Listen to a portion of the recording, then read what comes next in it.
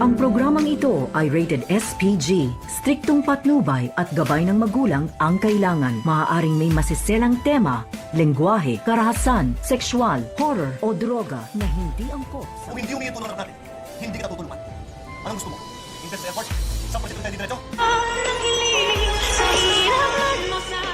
Nagtatalo nga itong si Moira at Carlos dahil sa galit ni Moira na kung bakit nag-doorbell pa daw itong si Carlos at hindi na lamang daw siya pumasok diretso sa hotel ni Moira dahil may susi naman pala siyang dala. At dito nga na sinabi ni Carlos kay Moira na wag daw siya daanin sa pang-aasar dito ni Moira. Baka hindi sa airport ang tungo dito ni Moira kundi sa presinto. At dito nga na tila hindi pa rin nagpapatinag itong si Moira kay Carlos. At dapat ba daw na magpapasalamat siya dito kay Carlos dahil sa tutulungan siya nito. At sumagot ito si Carlos na kung hindi na humihingi ng tulong ang kanilang anak na si Zoe ay hindi daw niya tutulungan itong si Moira.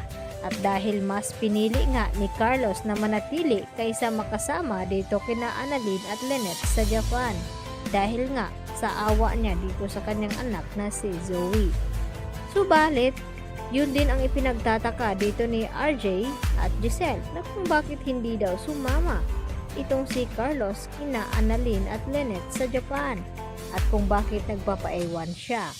At yun nga, nakahanap nga agad ng alibay itong si Carlos na may mahalaga daw siyang pasyente na aasikasuhin at susunod na lamang daw siya dito kina Lynette at Annalyn.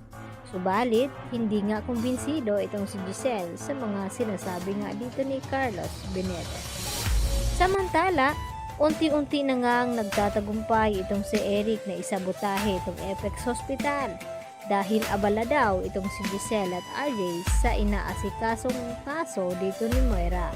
At dahil dito, kinatuwa ng husto ni Eric nang sa ganon ay magagawa na nga nila ang kanilang paghihigante ni Justin dito kay Giselle at sa Apex habang nagkakagulo nga sila.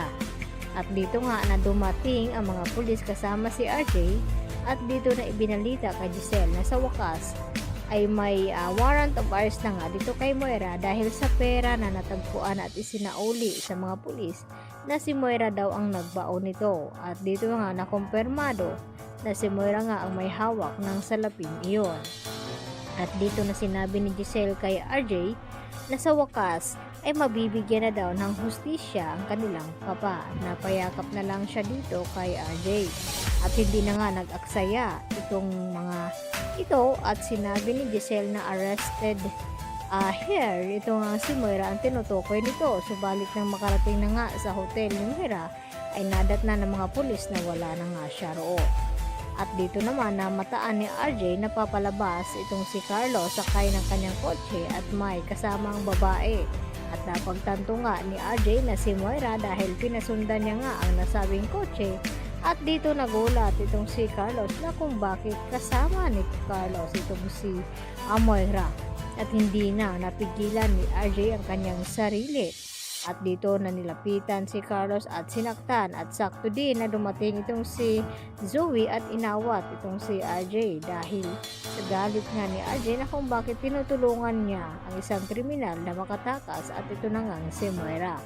At dito na rin na mapipilitan na aminin ni Zoe ang totoo dahil sinasaktan na nga ni RJ ang kanyang tunay na ama. Kaya magugulat naman itong si RJ at Giselle sa kanilang malaman dito tungkol kay Zoe. Yan lang po ang aking karagdagan latest update today at maraming pong salamat sa inyong pananatiling panonood dito sa aking munting channel mga kapuso at hanggang sa muli. At huwag niyo pong kalimutan i-like at i-subscribe ang channel na ito. Marami pong salamat.